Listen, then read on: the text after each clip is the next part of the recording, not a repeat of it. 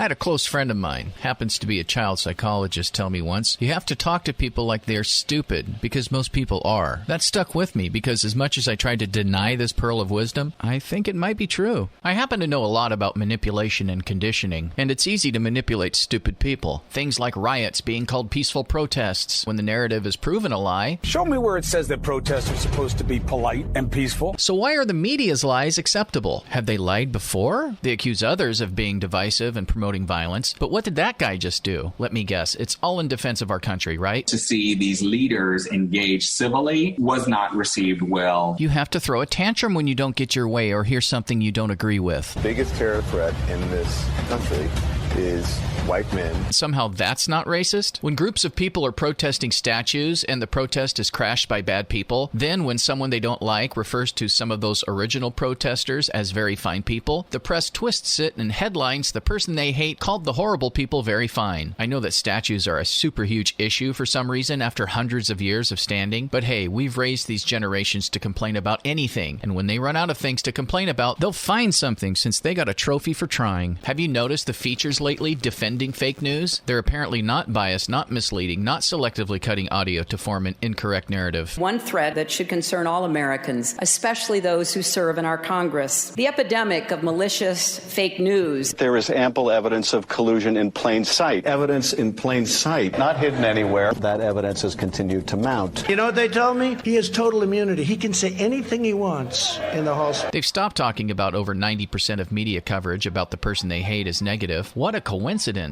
How about when he makes a joke? Remember I said, Russia, Russia, Russia, if you're listening, please give us whatever it was, Hillary's emails or whatever. And then everybody laughed and I laughed, but they cut me off just before the end. And they said he was asking Russia for help. Another way they manipulate and condition you is by just about everything you see on TV. 6 corporations, that's 272 executives, control 90% of what 227 million people see, hear, and read. How about 100% of late-night talk shows being nothing but an anti-Trump comedy show with no comedy? I see the campaign ads bashing candidates who opposed a $15 minimum wage increase. As predicted, the wage hike killed over 6,300 jobs and slashed wages by $125 per month in 2016 in Washington. They conveniently leave that stuff out, or that minimum wage wasn't intended as a head of household income. It was a starting wage until you worked your way up. It wasn't until we started promoting promiscuity, easy divorce, and heck, don't even get married, so more heads of households were only qualified to work a minimum wage job. Thanks, LBJ. It doesn't matter that kids benefit from both parents in the household, and if you graduate high school, get any job, and don't have kids before you're married, over 90% of people who do that will not be permanently poor in this country. That doesn't matter. Let's celebrate poor life choices while blaming people who had nothing to do with it. And the manipulators are pulling out all the stops for this election cycle. The same DC swamp members riding the COVID bandwagon are creating new victim groups. Blacks, gays, trans, illegal aliens, convicts. How divisive is it to create groups based on an identity? But they say others are dividing. Manipulation. You notice all the horrible bad things they accuse the country of being are invisible? They manipulate you with phrases like unconscious bias or institutional racism, yet can't find any policy racist in intent. When you mention affirmative action, they have nothing to say. Affirmative action was created in a time that our politicians thought blacks weren't capable of competing, and they still think that. So who's the racist? I be trying to put my white dude lips on sometimes. That's what they accuse conservatives of being when they propose getting rid of things like affirmative action, because they think blacks are perfectly capable of competing with anyone for anything, but they manipulate the narrative. And you ain't black. More recently, they've created a huge victim group, all afraid to leave their house for fear of the big bad coronavirus. They don't tell you the survival rate is over 99.9%. That might unscare people or unmanipulate them, or make them vote for the wrong person. See how quickly we've been conditioned to wear face coverings? They never reflect back when scientists said we can't stop COVID, only try to slow it down, and they estimated 2.2 million deaths. More manipulation. I watched the COVID promos on TV telling you how controlled you should be. I wonder if COVID came from Russia, would they make that a big deal? Because they seem to blame them for everything. Probably because most Russians are white. They never blame anything on China. They defend China a lot. They overlook China had COVID patients like months before the official timeline, and the Chinese government has given those politicians defending them billions of dollars we're not supposed to talk about. Nobody finds it a coincidence at all that Hunter Biden sat on energy boards in the Ukraine and China, and the president just happens to make us energy independent. Forget 2 of Hunter's business partners are in prison. All coincidence. If we don't mention it, it doesn't exist. A few things I've learned about a certain group of career politicians. Under no circumstance can you blame China for anything they're caught doing. Blame Trump.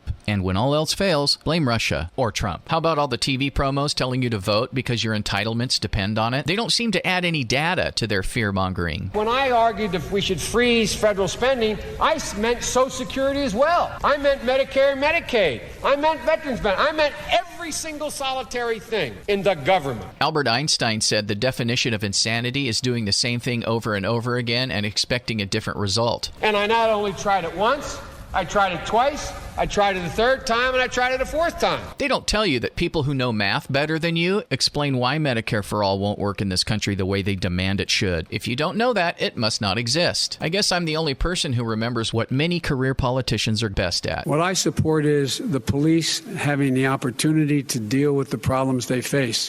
We're surplus military equipment for law enforcement. They don't need that. They become the enemy. My generic point is that... Do we agree that we can redirect the funding? Yes.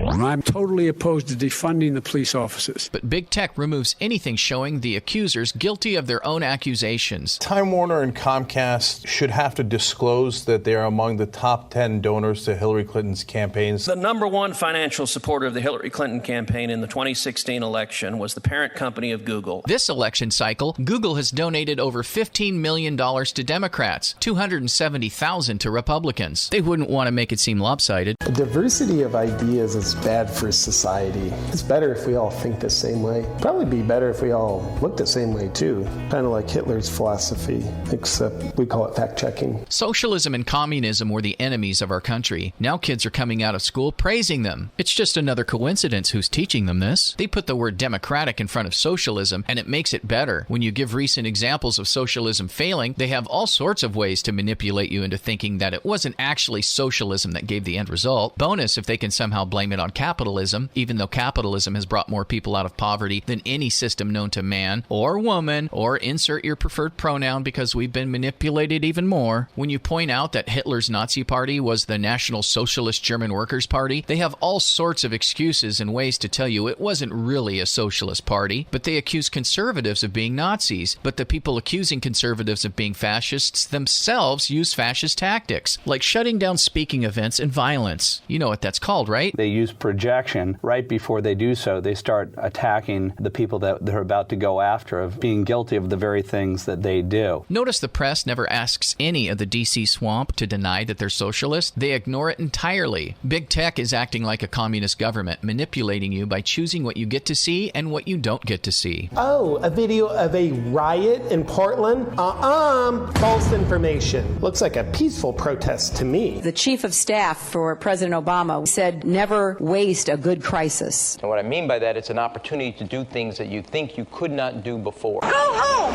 There's a stay-at-home order! For 0 to 19 years old, it's 0.00003%. Until the coronavirus is resolved, stay home. For ages 20 to 49, 0.0002%. I'm wondering if you see the potential for a new progressive era. Absolutely, we see this as an opportunity to reshape how we govern. For ages 50 to 69, it's 0.005%. Some states are still not issuing stay-at-home orders. And for ages 70 and up, it's 0.054%. This new talk of an infrastructure bill in Congress, are you taking into consideration? Yes. Compare it again to that of the flu with an infection fatality rate of 0.1%. Says who? Your most trusted health advisor, Anthony Fauci, in the New England Journal of Medicine. The idea that any abortion isn't essential is medically irresponsible. If you accidentally thought for yourself, you'd realize the current COVID-19 death count is many times less than the original predictions that were used to justify the lockdowns. Everyone has been instructed that if they see worship services going on, they'll inform them they need to stop services and disperse. If that does not happen, they will take additional action up to the point of closing the building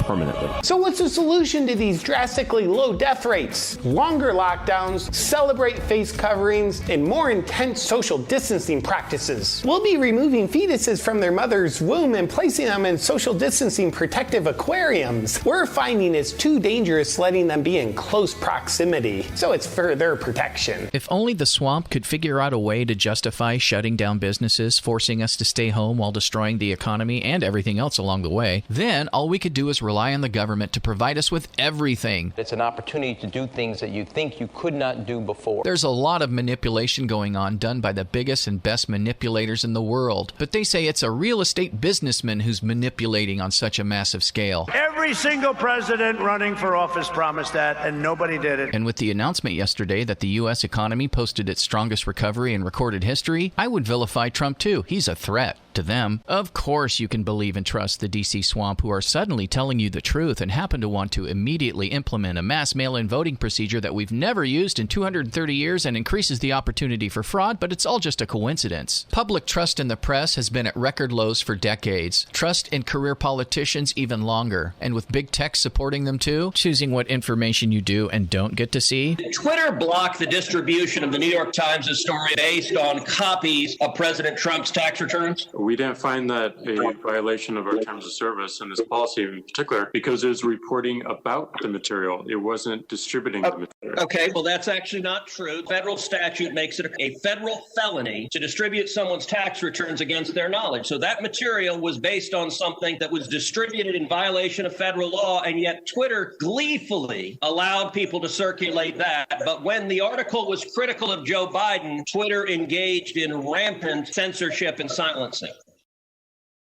And again, we recognized errors in that policy. Big deal. They've only been learning about you by your online behavior patterns, just when you're online, though. Alexa, turn down the thermostat. Okay, turning down thermostat. And you would never willingly give them a chance to monitor your behaviors everywhere you went. That's crazy talk. It's the best iPhone we've ever made. With all of the untrue accusations, rhetoric, and misleading headlines, along with the suppression of facts that might actually expose who the true bad guys are in this, I don't think Trump stands a chance. There are just too many conditioned, stupid people, and they'll say things like, America wants a change, back to career politicians reverting to their swamp tactics. Then maybe they'll stop the riots they started. You see, they've successfully manipulated many to beg for the D.C. swamp to run things. Funny, huh? Or sad. Or scary. You could totally trust them now. Why wouldn't you? Their leadership will get us out of this plandemic. If you give them an inch, they'll take a mile, and they'll take that mile inch by inch, so you won't notice. Don't say I didn't warn you over and over and over and over and over and over again. I don't know. Just call it how I see it.